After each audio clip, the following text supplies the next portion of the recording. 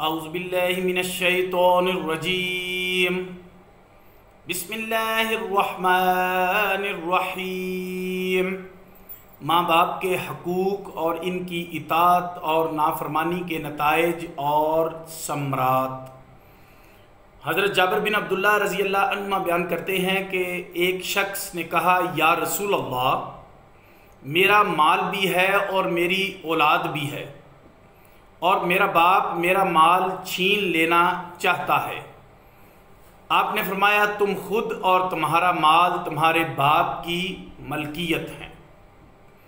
उमर बिन शोएब अपने वालिद से और वो अपने दादा से रवायत करते हैं कि एक शख्स ने नबी सल्लल्लाहु अलैहि वसल्लम के पास आकर कहा, मेरे बाप ने मेरे माल को छीन लिया या हलाक कर दिया। आपने फरमाया, तुम खुद और तुम्हारा माल तुम्हारे बाप की मलकियत हैं।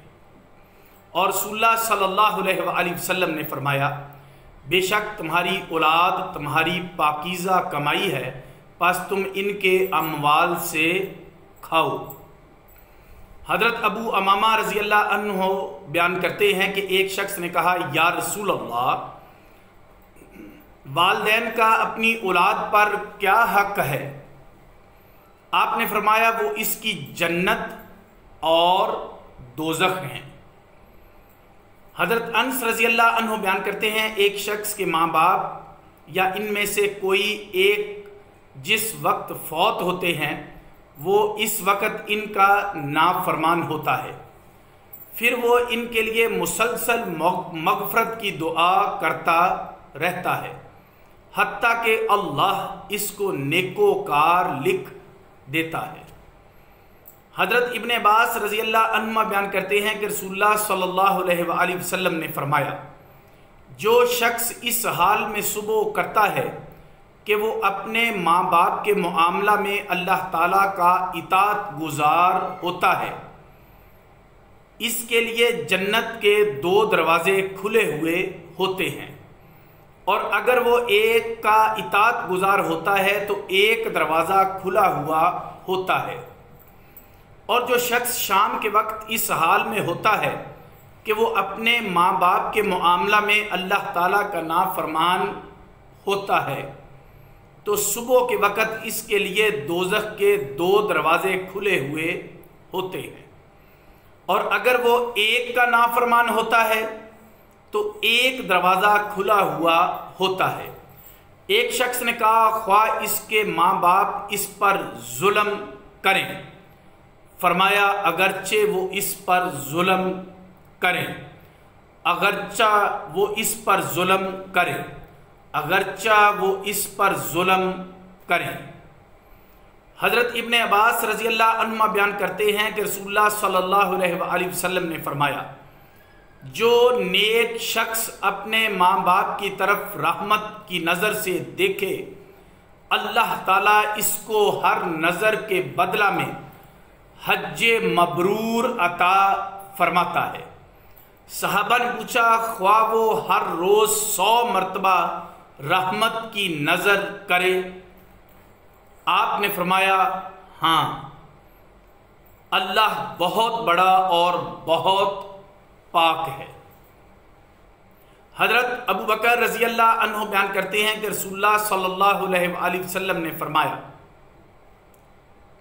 माँ बाप की नाफरमानी के सिवा अल्लाह हर गुनाह में से जिसको चाहेगा मुआफ़ फरमा देगा, और माँ बाप की नाफरमानी की सज़ा इंसान को ज़िंदगी में मौत से पहले मिल जाएगी।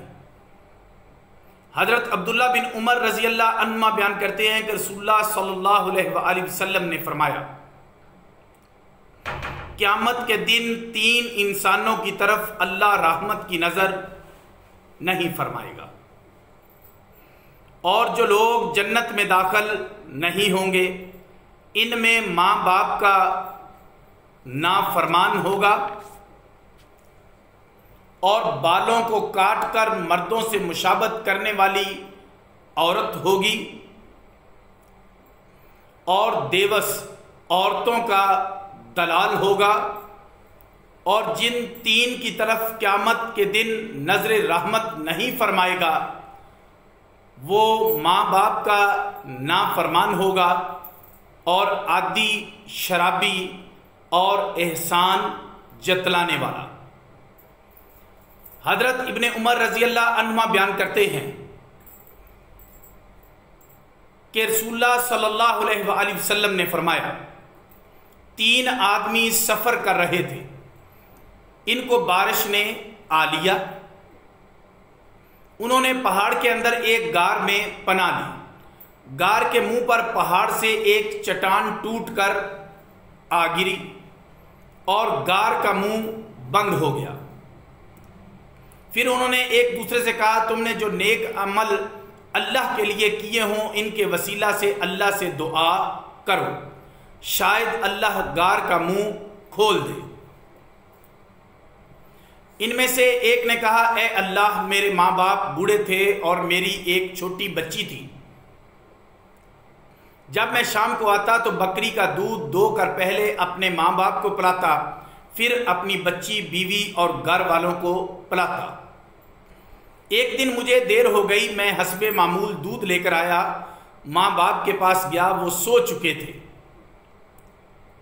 मैंने इनको जगाना नापसंद किया और इनके दूध देने से पहले बच्ची को दूध देना नापसंद किया। बच्ची रात भर भूख से मेरे कदमों में रोती रही और मैं सुबह तक दूध लेकर माँ बाप के सराहने खड़ा रहा। ए अल्लाह, तुझे खूब इल्म है कि मैंने ये फेल सिर्फ तेरी रजा के लिए किया था। तू हमारे लिए इतनी कुशादगी दे कि हम आसमान को देख लें। अल्लाह अज़्ज़ा व जल ने इनके लिए कुशादगी कर दी, हत्ता कि उन्होंने आसमान को देख लिया। हजरत अब्दुल्ला बिन अबी ऊफी रजी अल्लाह अन्हो बयान करते हैं कि हम नबी सल्लल्लाहु अलैहि वसल्लम ने पास बैठे हुए थे। हम नबी सल्लल्लाहु अलैहि वसल्लम के पास बैठे हुए थे। आपके पास एक शख्स आया और उसने कहा, एक जवान आदमी करीबुल मर्ग है। उससे कहा गया कि ला इलाहा इल्लल्लाह पढ़ो, तो वो नहीं पढ़ सका। आपने फरमाया, वो नमाज पढ़ता था? उसने कहा, हाँ। फिर रसूलुल्लाह सल्लल्लाहु अलैहि वसल्लम उठे और हम भी आपके साथ उठे। आप इस जवान के पास गए और फरमाया, कहो ला इलाहा इल्लल्लाह। उसने कहा, मुझसे नहीं पढ़ा जा रहा। आपने इसके मुतल्लक पूछा। किसी ने कहा, यह अपनी वालदा की नाफरमानी करता था। नबी सल्लल्लाहु अलैहि वसल्लम ने पूछा, क्या इसकी वालदा जिंदा है? लोगों ने कहा, हाँ। आपने फरमाया, इसको बुला लाओ। वो आई। आपने पूछा, ये तुम्हारा बेटा है? उसने कहा, हाँ। आपने फरमाया, ये बताओ कि अगर आग जलाई जाए और तुमसे कहा जाए कि अगर तुम शफात करो तो इसको छोड़ देते हैं, वरना इसको आग में डाल देते हैं, तो क्या तुम इसकी शफात करोगी? उसने कहा, या रसूलुल्लाह, इस वक्त मैं इसकी शफात करूंगी। आपने फरमाया, तब तुम अल्लाह को गवाह करो और मुझको गवाह करके कहो कि तुम इससे राजी हो गई। इस औरत ने कहा, ए अल्लाह, मैं तुझको गवाह करती हूं और तेरे रसूल को गवाह करती हूं कि मैं अपने बेटे से राजी हो गई।